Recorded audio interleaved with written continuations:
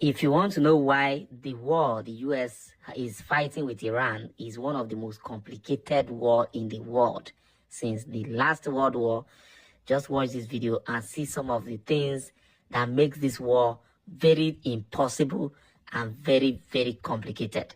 In fact, just watch and see things yourself. At 0340 local time, an American maintenance crew at Camp Buehring in northwestern Kuwait was pulling a turbine engine from an AH-64 Apache. Routine work on a night during a war that hadn't yet touched this patch of the desert.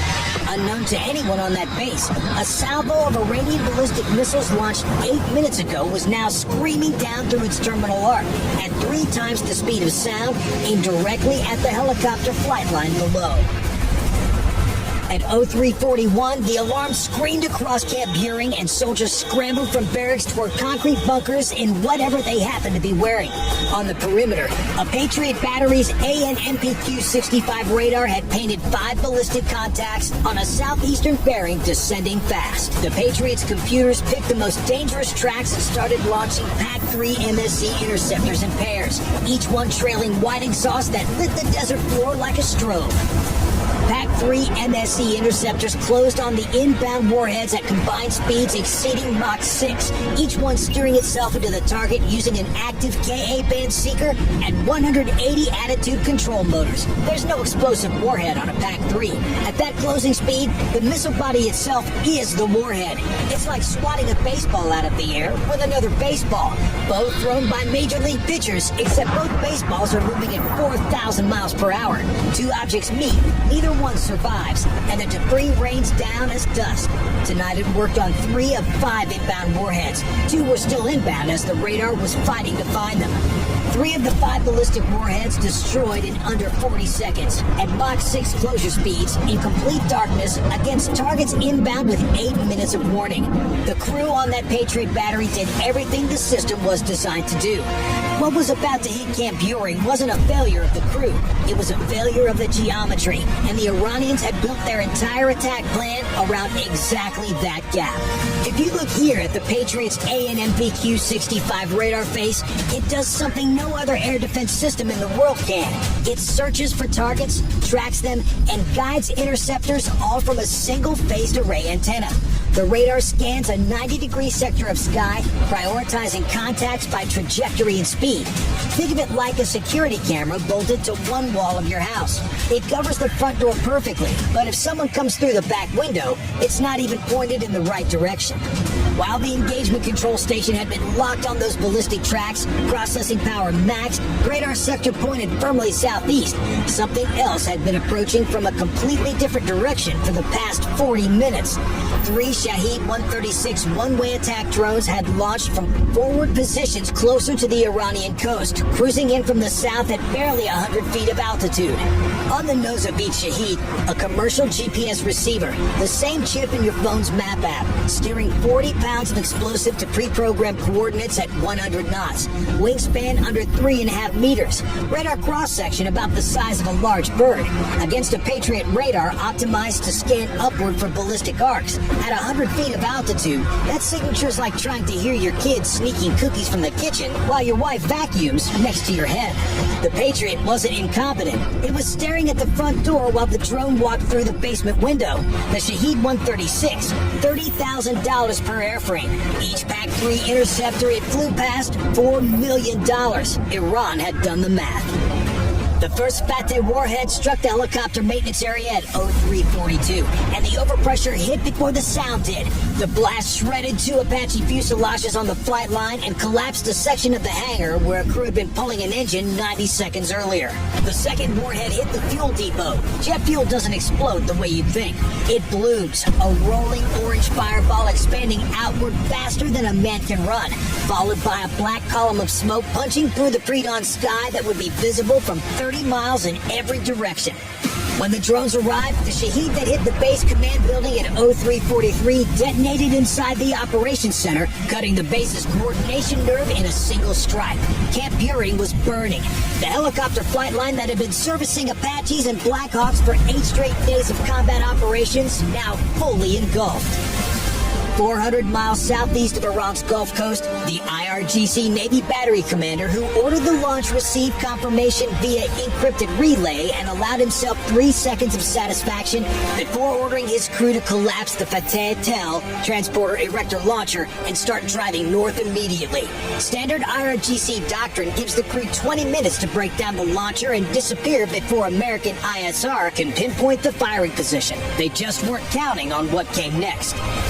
Ahmed Al Jaber Air Base sits in the Kuwaiti desert. For 8 days, F-15E Strike Eagles have been flying combat sorties into Iran from this runway, hammering IRGC installations along the coast. Tonight, Camp Buring's fires were visible as an orange glow on the northern horizon. Somebody owed the Army a receipt. 4 Strike Eagles, call signs Rage 01 through 04, sat on the ramp loaded for exactly this kind of mission. GBU-31 JDAMs hung from the centerline stations, and the GBU-39 small-diameter bombs lined the wing racks. Roughly 92,000 pounds of precision-guided ordnance spread across 4 jets.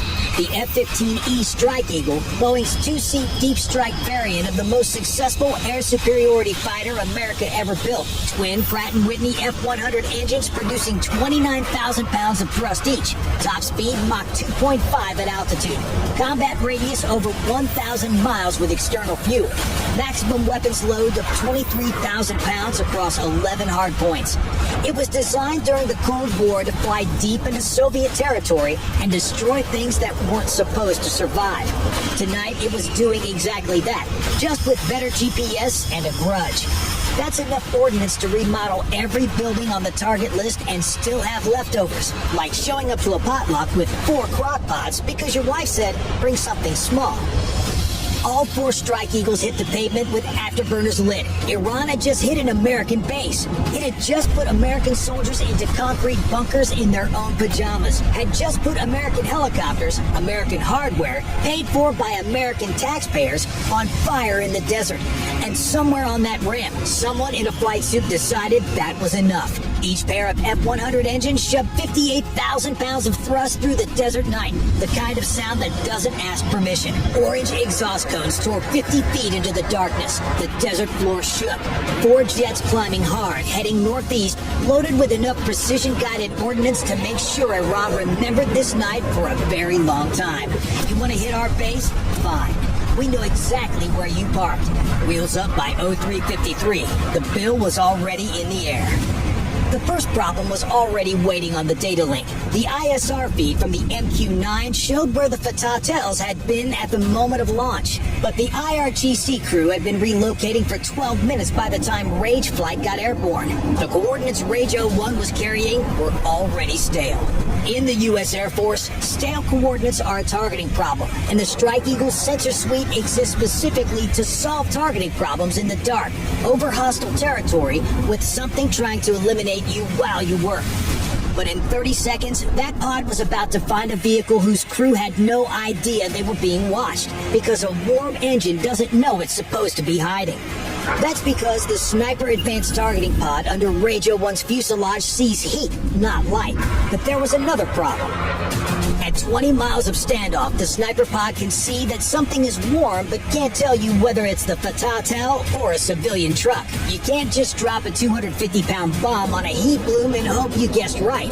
That's how war gets a headline nobody wants. Positive ID means closing the range, and closing the range means flying toward whatever air defense is protecting those launchers.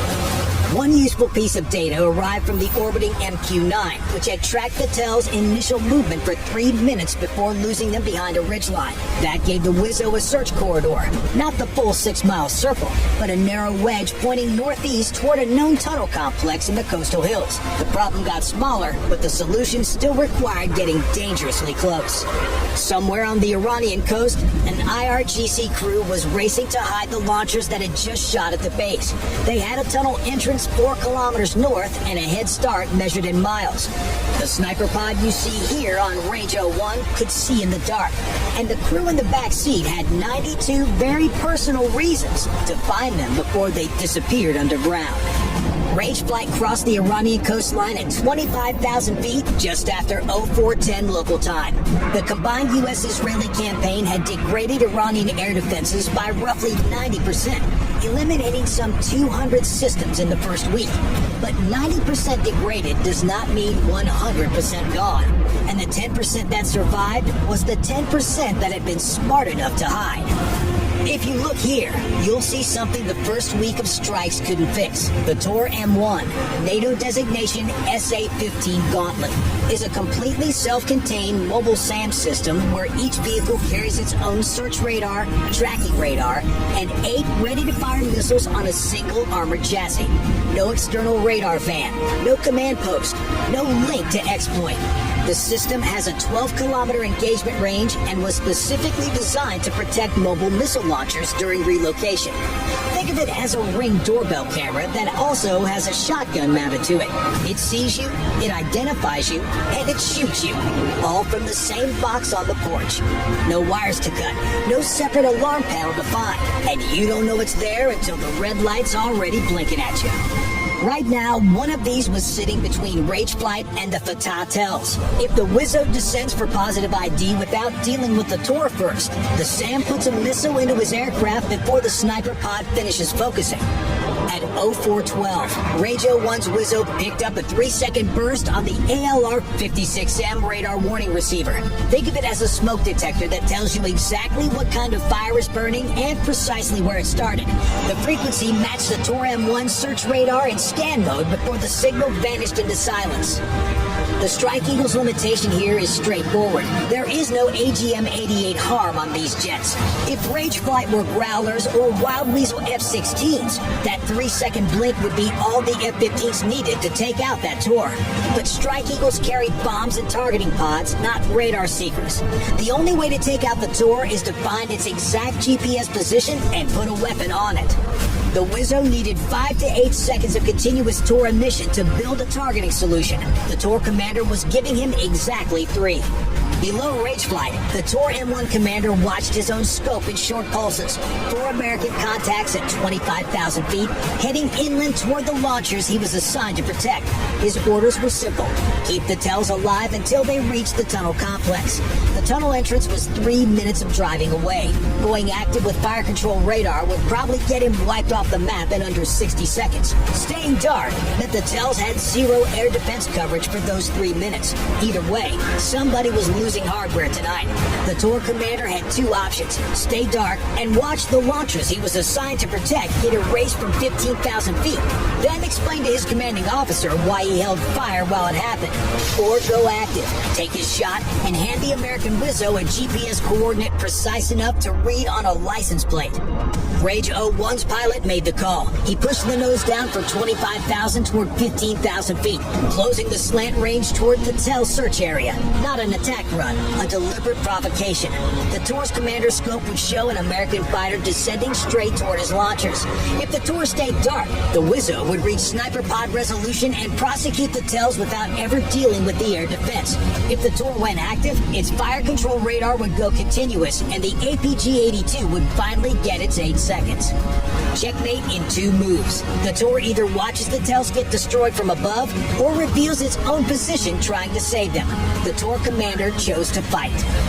He went active, full fire control track, continuous emission. The ALR-56M screamed in Rage 01's cockpit loud enough to make the pilot flinch. The Wizzo was already working the APG-82 in passive mode, triangulating across 6 seconds of solid signal until the GPS solution locked on the second pass. Here's what the Tor commander handed over when he went continuous. The APG-82's 1,000 transmit-receive modules can flip from broadcasting into pure absorption mode, soaking up enemy emissions and triangulating the source to a GPS coordinate precise enough to put a bomb on. Think of it as finding your teenager's exact room by listening for their TikTok audio. You can't hear it if they stay quiet. The moment the Tor committed to a continuous fire control track, the Wizzo had his address. He designated the Tor's position and released a GBU-39 SDB off the wing rack at 16,000 feet, beginning a silent glide toward the last transmission that vehicle would ever make. But the Tor was fast. One missile came off the rail before the SDB could arrive, screaming toward Rage 01 at Mach 2.5 from 12 kilometers out. The pilot had 4 seconds of warning on the ALR-56M before things got extremely squirrely.